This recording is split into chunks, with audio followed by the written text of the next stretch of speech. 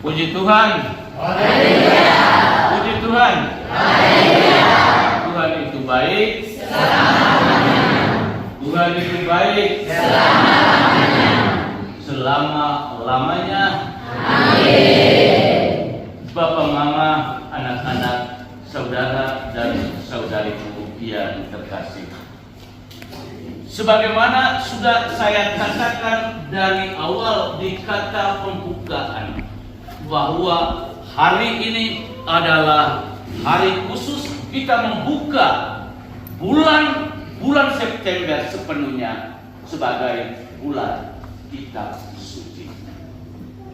Dan berkenaan dengan bulan Kitab Suci nasional ini, kita diajak untuk lebih memberikan perhatian kita, fokus seluruh hidup kita kepada permenungan sabda Tuhan yang ada di dalam Kitab Suci.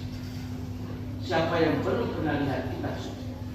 Siapa yang belum pernah lihat Kitab Suci? Sudah lihat semua? Sudah. Siapa yang belum pernah baca Kitab Suci? Siapa yang kadang-kadang baru dia baca Kitab Suci? Ada atau tidak? Di mana? Ada di mana? Tidak ada di mana? Setiap hari Minggu kita pikul Kitab Suci.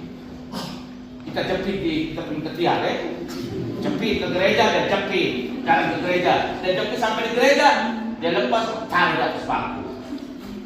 Habis bisa jepit lagi, oh udah.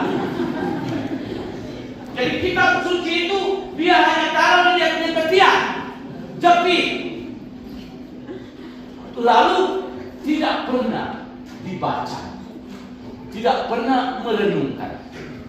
Lalu apa artinya kalau kita sebagai umat beriman memiliki Kitab Suci lalu tidak kita gunakan sebagai buku pegangan untuk hidup iman kita? Siapa yang biasa jepit Kitab Suci di ketiak? Halo? Siapa? Siapa yang biasa pegang Kitab Suci? Dia ke gereja atau dua kelompok atau apa bisa dia selalu pegang Kitab Suci. Hanya sebatas pegang saja. Dia jangan pegang dari 7 orang. Ini saya ada Kitab Suci. Lalu pertanyaan, Kitab Suci yang kita pegang, kita pikul, itu apakah kita gunakan, manfaatkan secara baik atau tidak? Apakah kita pernah meluangkan waktu di tengah kesibukan kita untuk membaca, merenungkan Kitab Suci itu sendiri?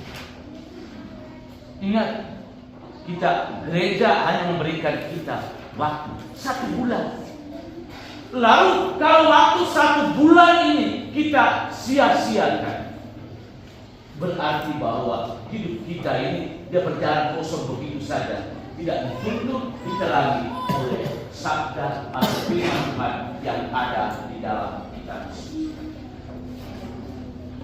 Ingat bacaan pertama hari ini. Musa dia ngomong, dia ingatkan umat Israel bahwa perintah dan ajaran Tuhan jangan kita tambah atau kita kurangi. Jadi apa yang sudah diajarkan oleh Allah tidak boleh kita tambah-tambah lagi atau kurangi. Tuhan beri perintah atau beri ajaran jangan mencuri. Kita boleh kita tambah. Ya, Tuhan bilang jangan mencuri. Tetapi dalam situasi ini kita bisa curi. Itu ajaran terbaik. Kita tambah lagi. Kita tambah dan bahkan kita kurangi apa yang diajarkan oleh kebenaran sabda Tuhan itu sendiri. Perintah dan ajaran. Karena itu Musa dia mengingatkan umat Israel tidak boleh tambah, tidak boleh kurangi apa yang diajarkan, apa yang diperintahkan oleh Tuhan itu sendiri. Yang diajarkan oleh manusia ya kok tambah atau kurangi. Tetapi yang diperintahkan dan diajarkan oleh Tuhan, kita hanya apa? Taat dan setia melaksanakannya. Itu yang diminta. Lalu pertanyaan kita taat dan setia manusia dengan membaca dan merenungkan firman Tuhan yang ada dalam kitab suci atau tidak? Siapa yang bosan sekali baca kitab suci? Halo? Siapa yang bosan baca kitab suci? Angkat tangan. Ada yang rasa bosan baca kitab suci? Bapak Mama, adakah tidak? Tidak ada. Jadi ini semua ini rajin baca kitab suci. Rajin baca kitab suci kan? Jadi kalau kita tidak pernah baca, kita tidak pernah renungkan, orang suruh bilang, kau tolong buka apa dulu? Matius, dia buka mulai dari Perjanjian Lama. Karena memang tidak pernah baca. Tolong buka kitab Wahyu, dia mau cari di mana? Wahyu ada di Perjanjian Lama atau Perjanjian Baru? Nanti suruh buka Wahyu, dia cari di Perjanjian Lama. Dan itu jelas, kita langsung tahu, ini tidak pernah baca kitab suci. Tidak pernah buka kitab suci. Baca saja tidak, apalagi buka. Itu lebih lagi. Ingat, jangan sampai kita dicap oleh Tuhan Yesus sendiri dalam sabda Injilnya hari ini yang dialamatkan kepada para ahli Taurat dan kaum Farisi. Sikap munafik. Dia pikul Alkitab tadi, kitab suci. Padahal itu munafik. Dia hanya gara-gara saja, dia hanya tunjuk orang. Itu munafik itu. Mengerti kata munafik? Apa itu munafik? Hah? Ya, silakan berdiri. Omong. Apa itu munafik? Silakan berdiri. Berdiri. Munafik itu apa? Berdiri. Kuat. Munafik itu apa? Hal yang sebenarnya baik tapi dia tidak buat. Yang baik dia tidak buat. Ya. Jadi yang dia buat itu tunjukkan saja. Dia hanya tunjukkan, hanya tampilkan saja. Oke, dia menampilkan yang baik tetapi tidak melakukan apa yang baik itu. Benar. Siapa lagi? Munafik. Siapa tahu munafik? Apa? Ya, Bapak, munafik itu berdiri, omong. Munafik itu apa, Bapak? Halo, dengar. Munafik itu apa? Seperti pura-pura saja untuk menampilkan tetapi tidak melaksanakan. Sikap pura-pura. Contoh sikap pura-pura itu apa? Bagaimana, Bapak? Beritahu. Sikap pura-pura yang bagaimana? Ya. Sikap pura-pura yang bagaimana? Menunjukkan diri. Halo, dengar. Menunjukkan diri. Dia tunjuk diri. Ya. Dia tunjuk diri yang bagaimana? Seolah-olah bahwa dia berbuat tetapi tidak berbuat. Tidak berbuat. Padahal memang tidak buat, tapi seolah-olah. Siapa di sini yang selalu seolah-olah? Hah? Banyak kah? Jadi semua daerah ini seolah-olah ya? Jadi ingat, jangan kita menampilkan diri kita seolah-olah, pura-pura. Dan itu Yesus katakan kepada para ahli Taurat dan kaum Farisi, jangan bersikap munafik. Ingat, jangan jadikan diri kita sebagai pribadi-pribadi yang munafik. Banyak pura-pura. Dan justru sikap pura-pura seperti ini sangat ditantang, sangat ditentang oleh Yesus.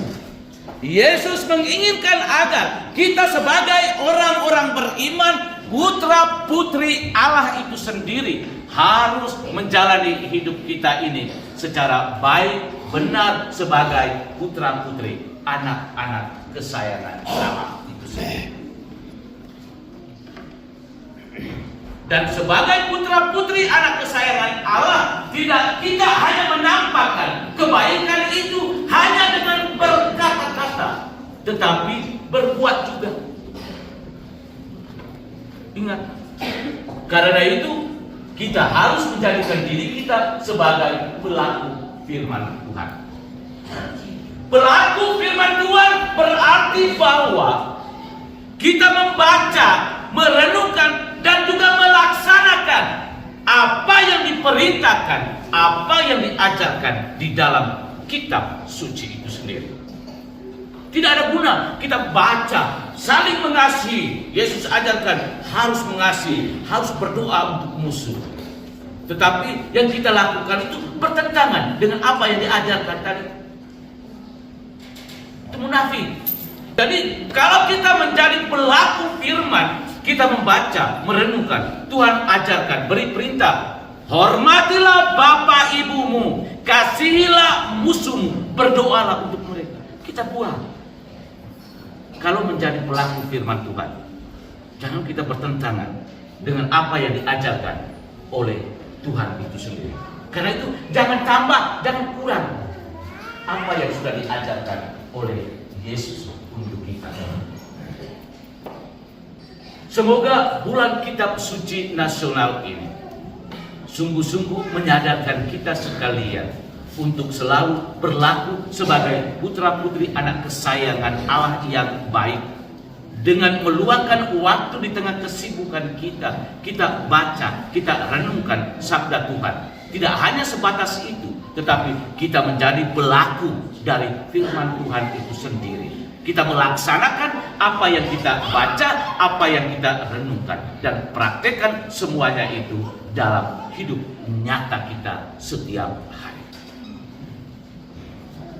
Inilah ajakan untuk kita, dan kita kembali merenungkan tema umum bulan kitab suci nasional, Allah sumber keadilan.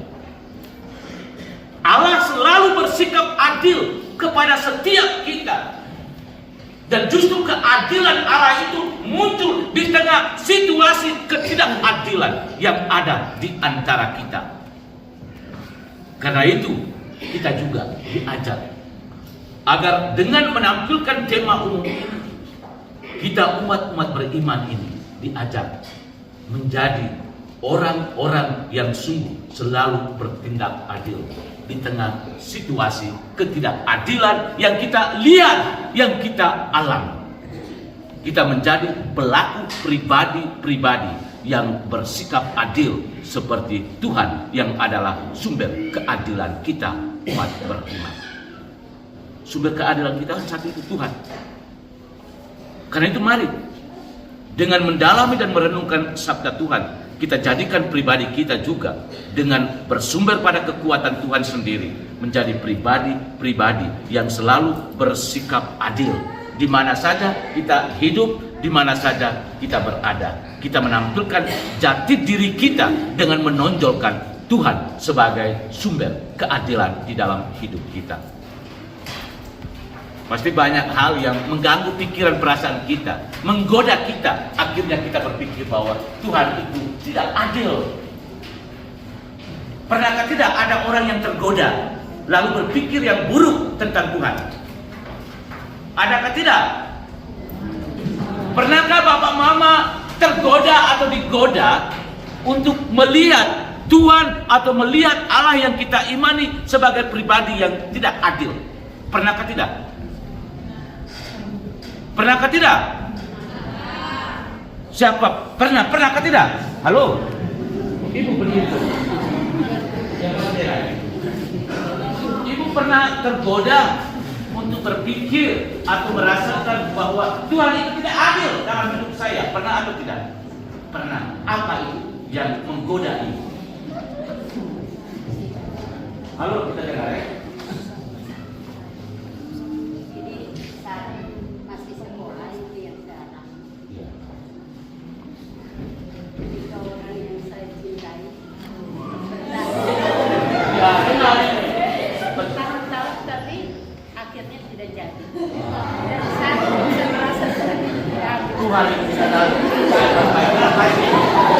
Saya cinta dia sungguh-sungguh.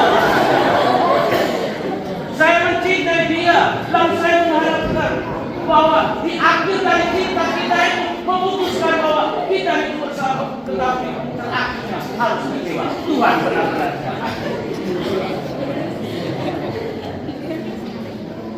Bisa jadi bahwa hari ini saya sudah merencanakan untuk curi orang punya sapi. Tetapi ternyata pada saat mau ambil, orang tangkap saya. Tuhan tidak membantu saya bisa curi orang punya sapi. Siapa di antara kita yang biasa curi orang punya sapi? Halo? Siapa yang biasa curi orang punya sapi? Ya, semua lihat ke sini. Saya tahu ini otak-otak semua. Saya tidak takut. Ya, jadi jangan. Kalau Tuhan beri perintah ajaran, jangan curi, kita tidak boleh curi. Dengarkah tidak? Jangan menyakiti hati sesama, jangan buat orang lain sakit hati dengan perbuatan kita atau perkataan kita. Mari kita jadikan pribadi kita sebagai anak-anak Allah yang sungguh diterangi oleh firman atau sabda Tuhan itu sendiri. Kita menjadi pelaku dan kita juga menjadi pribadi-pribadi yang membawa kitab suci itu menjadi sebuah kitab suci yang hidup. Jadikanlah diri kita sebagai kitab suci sabda Tuhan yang hidup. Kitab suci sabda Tuhan yang hidup nampak dalam sikap hidup kita, dalam tutur kata kita, dalam relasi hidup kita dengan Tuhan dan juga dengan sesama. Semoga bulan kitab suci ini menjadi sebuah bulan yang berahmat, yang sungguh-sungguh membawa berkat bagi hidup kita. Dan berkat itu kita boleh wartakan kepada siapa saja dalam kesaksian hidup iman kita yang baik dan benar melalui kata-kata dan perbuatan kita. Tuhan memberkati kita sekalian. Amin.